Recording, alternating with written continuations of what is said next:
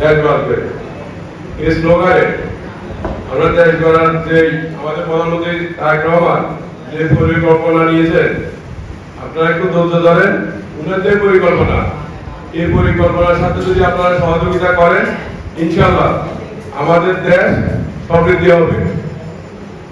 আমাদের শহীদ প্রেসিডেন্ট জিয়াউর রহমান উনি থাকাকালে অবস্থায় যে কৃষকদের জন্য যে উদ্যোগগুলো নিয়েছিল, এর মধ্যে আমরা খাদ্য রপ্তানি করতে পারছি স্বয়ংসম্পূর্ণ হয়ে।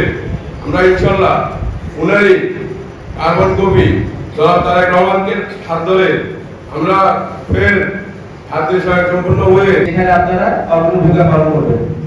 আমরা আজকে কিছু কৃষকদেরকে দিচ্ছি, আগামীকালকে দিব এবং পরশু দিয়ে আমরা শেষ করব। আর আজকে যারা আসছেন, যেহেতু এখানে 1000 জনের মতো কৃষক আজকে আপনারা দিবেন, যেহেতু আমাদের দুইটা জায়গা থেকে দেওয়া হয় বীজ এবং সার, স্বাভাবিক কারণে সবাই একসাথে চলে এসেছে। হয়তো একটু ধৈর্য ধরে একটু সিরিয়াল মেইনটেইন করে আপনারা নেবেন।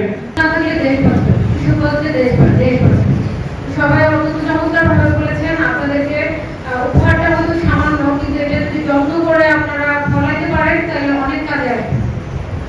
আপনারা শুধু মিশরের জন্য কাজ করছেন না, আপনাদের এই মিশরের যে ফসলগুলো ফলান সেটা কিন্তু সারা বাংলাদেশে খাচ্ছি আমরা। মানুষকে খাওয়ানোর কাজ যাকে তাকে দিয়ে হয় না।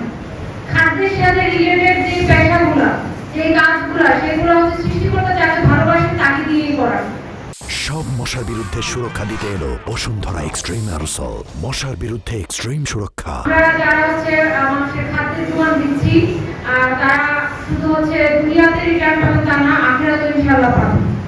আপনারা প্রচন্ড পরিশ্রম করছেন। আপনাদের যে কোনো সমস্যা আমাদেরকে জানাবেন। অনেক সময় দেখা যায় যে আমরা জানতে পারি না, না জানার কারণে অনেক ভুলভ্রান্তি হয়েছে।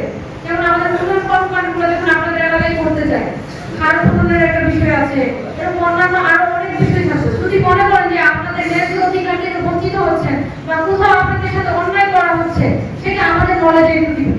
আমি কথা দিচ্ছি ইনশাআল্লাহ আপনারা কমপ্লেন দেওয়ার সাথে সাথে আমরা সরাসরি চলে যাব।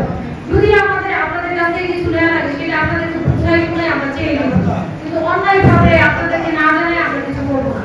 যখন কোনো উন্নয়ন কাজ করতে যাই, তখন আপনাদের অনেক ক্ষেত্রে আপনারা অনেক স্যাক্রিফাইস করেন।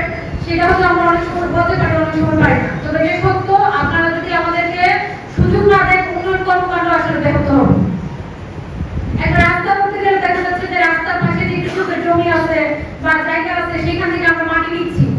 এটা কিন্তু অস্বীকার করার সুযোগ নাই। আপনারা দিচ্ছেন বলেই গ্রামে রাস্তাঘাট থেকে শুরু করে সকল উন্নয়ন কর্মকাণ্ড আমরা সুন্দরভাবে করতে পারছি।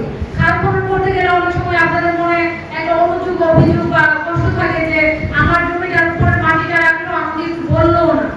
কেন বলবো না? আপনাদের কাছে আমরা বলেই নিব।